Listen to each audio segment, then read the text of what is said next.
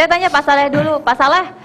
Kemarin sempat kencang sekali komentar Pak Saleh berkaitan mengenai kartu prakerja ini, tapi pada akhirnya sudah dicairkan, verifikasinya juga sudah dilakukan. Nah, Anda sebagai Komisi 9 yang memang kolega mengurusi ketenaga kerjaan ini, bagaimana kemudian tanggapan Anda? Ya, pertama saya mau menjelaskan bahwa kartu prakerja ini sebetulnya bukan sebagai respon terhadap COVID-19, itu salah.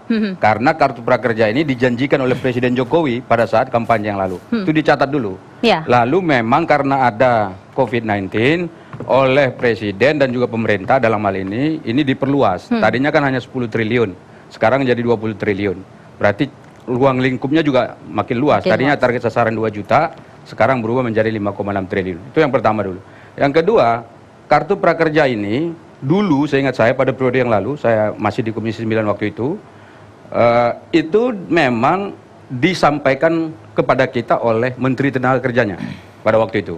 Nah, tetapi saya tidak tahu, belakangan sekarang itu malah diambil oleh Menko Perekonomian. Dan kalau tidak salah, sekarang juga bekerja sama dengan KSP. Nah, kemudian kita di Komisi 9 sebetulnya juga tidak bisa langsung ikut serta mengawasi pelaksanaan kartu prakerja ini. Nah, karena itulah maka kita hanya mengetahui informasi ini sekilas saja dari Menteri Tenaga Kerja yang pada waktu raker-raker kita minta bagaimana sih sebetulnya program ini yang diluncurkan oleh pemerintah. Kemudian bagi saya, kartu prakerja ini untuk masa sekarang itu diluncurkan kurang tepat waktunya. Kenapa? Karena sekarang kan orang disuruh tinggal di rumah semua. Tiba-tiba sekarang ada kartu kerja. Nah, katanya sekarang kan ya sudahlah, ini kartu kerjanya kan pelatihannya online juga, jadi bisa dikerjakan di rumah. Nah, seperti itu. Tapi menurut saya, pelatihan online yang dilakukan di rumah itu tentu tidak akan efektif ya untuk meningkatkan skill orang, karena tidak ada prakteknya, hanya nonton TV atau baca modul misalnya seperti itu. Sedangkan kita datang untuk ikut praktek langsung saja, itu belum tentu bisa mahir dan paham ya tentang itu. Nah, karena itulah maka saya katakan ini timingnya tidak tepat. Lalu apa saran saya? Saran saya adalah bagaimana agar anggaran yang 20 triliun ini, yang besar seperti ini, itu kita gunakan untuk menangani COVID-19 ini. Kenapa ini penting? Karena sampai hari ini menurut saya dana pemerintah itu sebetulnya tidak cukup-cukup banget gitu untuk menanggulangi semua apa yang sedang kita hadapi hari ini. Termasuk bantuan-bantuan sosial yang mesti harus diberikan kepada masyarakat sebagai jaminan sosial, itu juga belum diberikan gitu. Banyak yang terpapar, terdampak ya dari namanya COVID-19 ini, mereka yang pekerja harian, kemudian buruh kasar, kemudian mereka yang tertutup pekerjaannya karena COVID-19 ini sebetulnya tidak semuanya tercover oleh pemerintah begitu. Nah, karena itulah maka ini kan sama saja kalau kita hitung nanti diurutkan dari awal sampai akhir dari proses yang saya baca dari kartu prakerja ini, ujung-ujungnya ingin sama dengan bantuan sosial juga. Ya dikasih 600.000 per bulan untuk 4 bulan 2,4. Nah, itu kan nilainya sangat besar sekali. Soalnya saya hitung ya 20 triliun itu kalau kita bagi 1,5 juta, kita bagi 1,5 juta itu untuk masing-masing keluarga itu dapatnya 13,3 juta.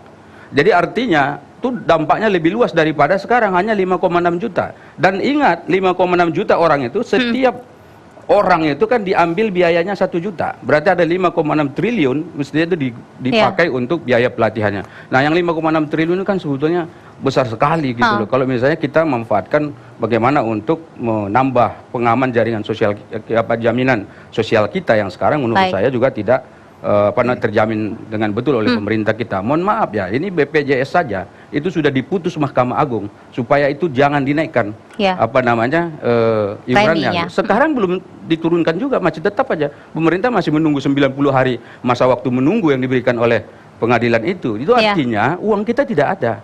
Kenapa kita menghamburkan pada sesuatu yang menurut saya belum tentu bisa berdampak positif dan langsung dalam rangka meningkatkan kapasitas dari para pekerja kita di Indonesia. Baik, kita coba tanya nih pengusaha, Mas Haryadi. Kemarin Apindo sangat kencang sekali. Janganlah kemudian diberikan pelatihan itu, beri saja jaring pengaman sosial seperti yang disampaikan oleh Pak Saleh. Tetapi toh pada akhirnya ini dilanjutkan dan diteruskan.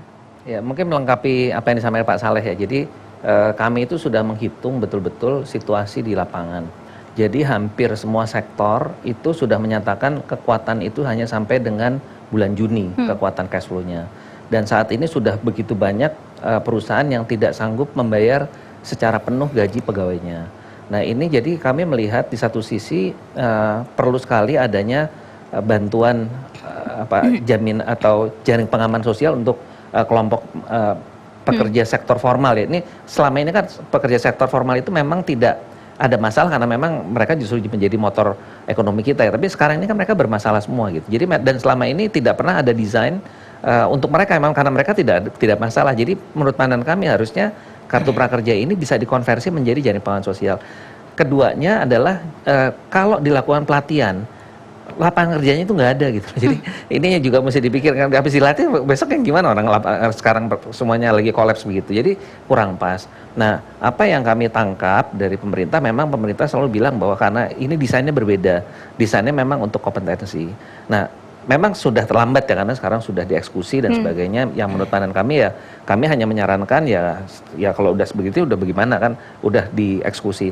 Tapi kami berharap tetap nanti ke depannya itu perluasan jaring pengaman sosial itu tetap harus dilakukan gitu. Dan juga menjadi catatan juga kalau saya tidak salah mungkin nanti Pak Rudi akan menjelaskan juga itu kan kalau nggak salah juga ada penilaian juga. Jadi ambil pelatihan dulu kalau dia selesai modulnya baru diberikan insentifnya gitu ya Pak Rudi ya.